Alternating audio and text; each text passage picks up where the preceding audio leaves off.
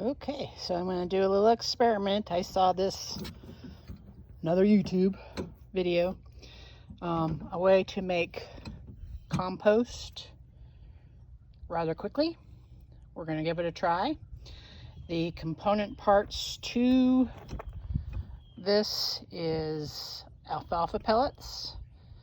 So I went down to Greene County Farmers Co-op, bought a 50-pound bag of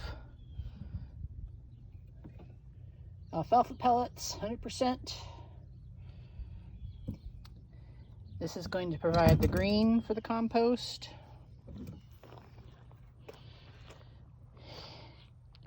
And then hardwood wood pellets for smoking and stuff like that. So there's the alfalfa pellets in there, and there's the wood pellets. Make sure, according to what I've read about, make sure it's hardwood and not pine or something like that. Don't know really what the big difference is, but it could be acidity or something like that. So the alfalfa pellets came from Co-op, wood pellets came from Walmart. It's supposed to be a 2-to-1 blend, but that's a 50-pound bag of alfalfa pellets, so I was like, just throw it in there, be a little extra greens. So 20 pounds of wood pellets, supposed to be 40 pounds of alfalfa pellets, but I'm using 50.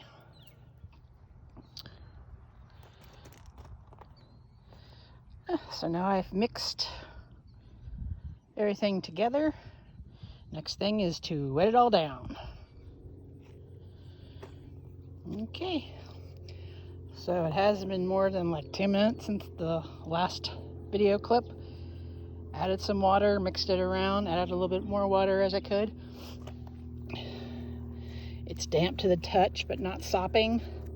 So I'm gonna go on with what I've been doing in the garden, because what a difference a week makes. A week or so ago, this was nice and almost green and lush.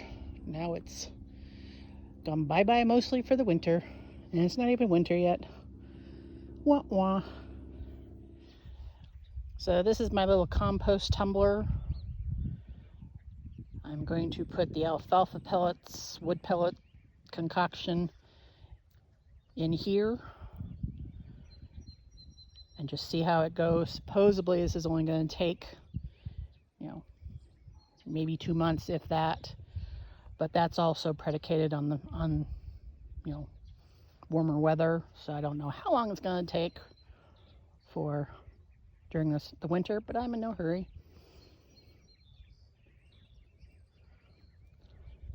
So now I have to move that over to a better position, because I think what I'm going to do, I'm going to move my compost pallet thingy here, over here, and just kind of, if I can, in one piece. Probably not, but I'm going to try and just move it over to where this one is and just keep it in the family. We'll see.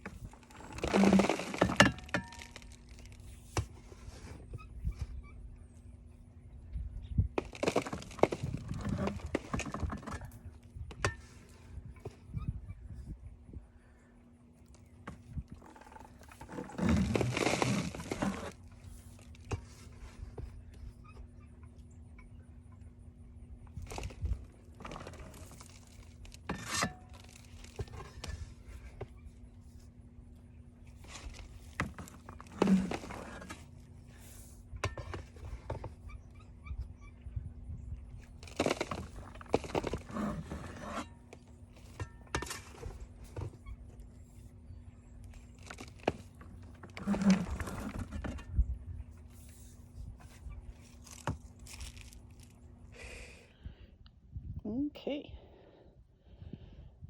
so this is now November 13th, Sunday. I've been coming out here every other day, checking the dampness. It's pretty moist. It smells composty.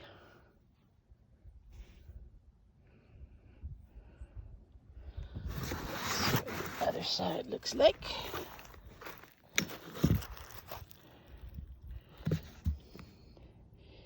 You can kind of sort of see there was just enough soil in there with some living things. That stuff has started to break down and start some fungal attachments. So let me go ahead and spin this and I'll show you what it looks like after I spin it. Okay, well, shadows. Hopefully this will show up. You can see more evidence of mycelium in there.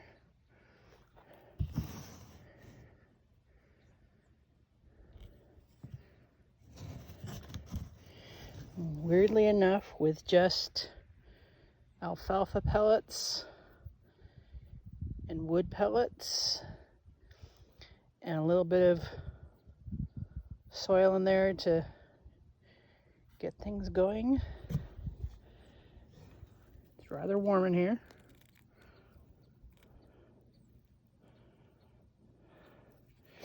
And it smells, smells for all the world like I had put manure in here or something like that. It has that kind of musty, not quite urine, but kind of like urea. I guess it's the nitrogen breaking down now. Cool. All right, well, we'll let this cook for a few more days or come out here, check it out periodically, and we'll see if the information I garnered was true. Okay, so I had a little bit left over. Still have some in my wagon. I'm going to spread this out on probably raised beds to help with mulching and a little bit of fertilizer too. I had done this last year with just the alfalfa pellets, so it'll be interesting because this stuff, it hasn't rained in quite a while, but a lot of it is breaking down. So I think what I'll do is I'll come out here and lay this down here on my little herb bed and help it. And I think I'll cut back those bee balm stalks there, leave everything else alone and just cover it up. This side, even though you can't really see a whole heck of a lot,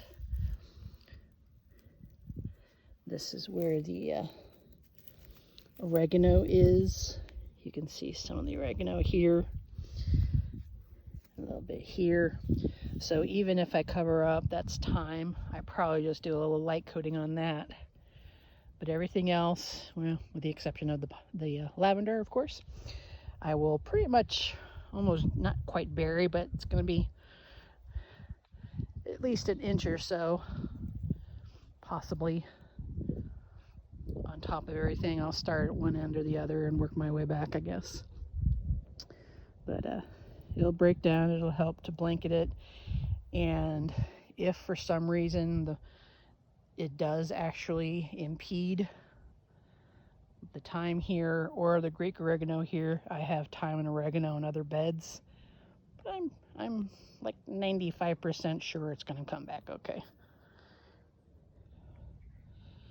Okay guys, so the last segment was from November 13th, I believe. This is now December 23rd. So 5 or 6 weeks later, we'll say 5.5 to be more accurate. And here's our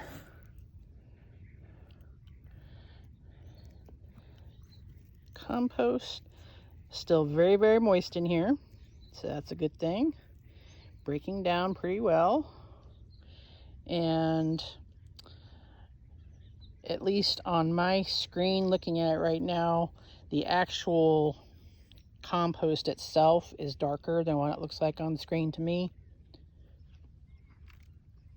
Smelling it doesn't have that musty urea smell anymore. And it's also quite cool in here.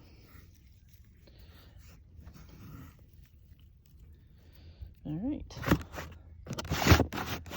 I have been coming out here every 2 or 3 days.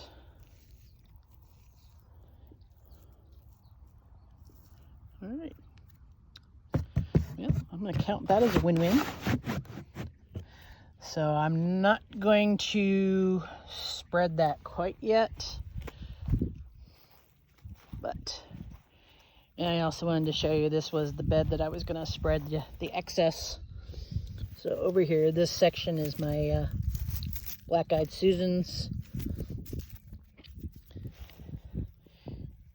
And black-eyed Susan, I mean, you can see them kind of there on the edge. They're still there. So even if putting that down, that mulch kind of is too much for what's in the center there, there's enough on the edges, they'll spread out again. And then I did more over here. Here is a section where the oregano is. There's still stalks up here. I cut it back.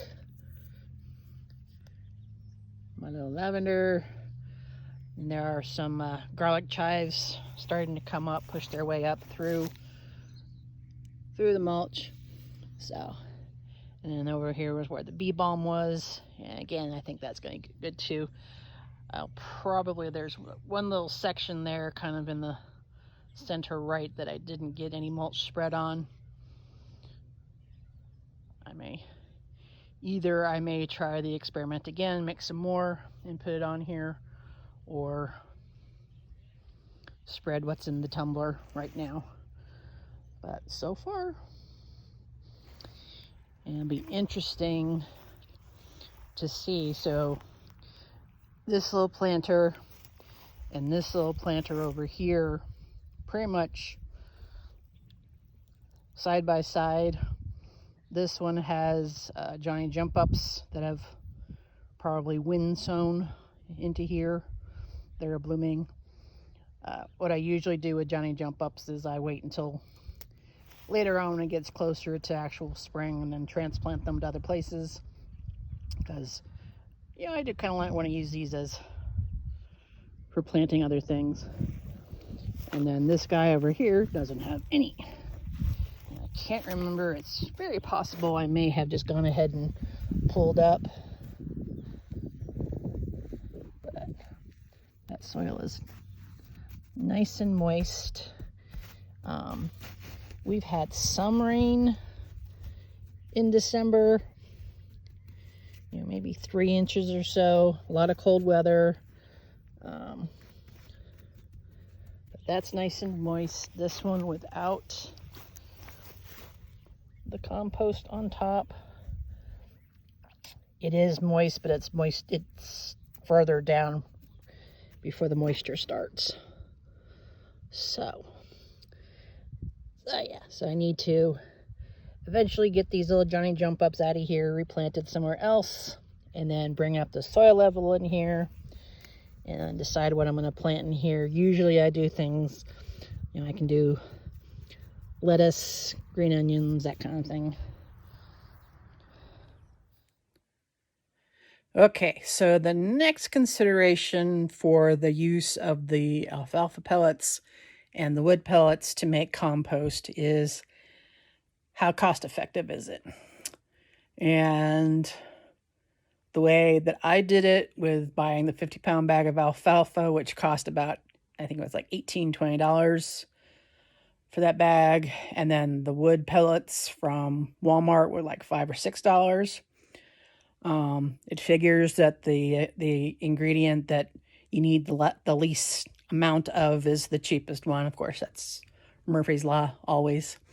So let's just, say $25 to make that, 90 pounds of materials. And that's probably enough. It covered part of one bed with herbs that I didn't compost down first. And then there's probably enough in those tumblers to maybe cover 1.5 of my 4x8 beds. So no, not cost effective. Maybe if I mixed it with another kind of compost, maybe possibly I could. I might do that to kind of help to extend the bag compost that I end up having to buy. We'll just have to see. So far what I'm seeing in the bed that I spread it on before it composted, that herb bed that was shown, if everything in there seems to do okay, I may consider using this kind of compost in the future if I can find a less expensive source for especially the alfalfa. I may even, instead of using alfalfa, I may try just like orchard grass or some other kind of pelleted green substance. Don't know. But we'll keep doing the experiment and we'll just see. It depends on how successful it is this time, obviously. And I guess in a pinch, if you don't have any other ingredients or don't have the means to compost kitchen waste and, grass clippings and things like that, this would be one way someone could do this quite easily in like a trash bag, or not trash bag, a trash can, pour the ingredients in there, get it nice and moist and keep stirring it around every so often for a few, couple months. That would be one way you could do it if you were working on smaller amounts that you needed. Might be a good thing. So, we'll see what happens when we see what happens. So everyone have a great Christmas, since this is a couple days before. Hope Santa brings you everything you wanted. And I have a couple more videos that I should be putting out before the end of the new year, of the old year. Hopefully not the new year, because that'd be another 12 months. We don't want that. So yeah, I should be able to get the two other videos. One's one of my Baker Creek seed haul videos that ended up being way longer than I thought it would be. So I'll see if I can get it diminished down.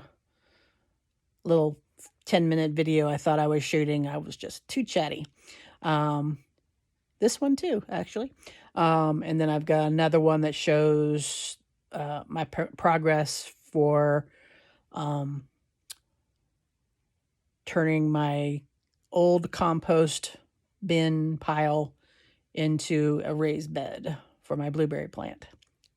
So those are still to come. So everyone have a great one. Happy New Year to whoever doesn't get back before the new year. And everyone stay nice and warm. Bye.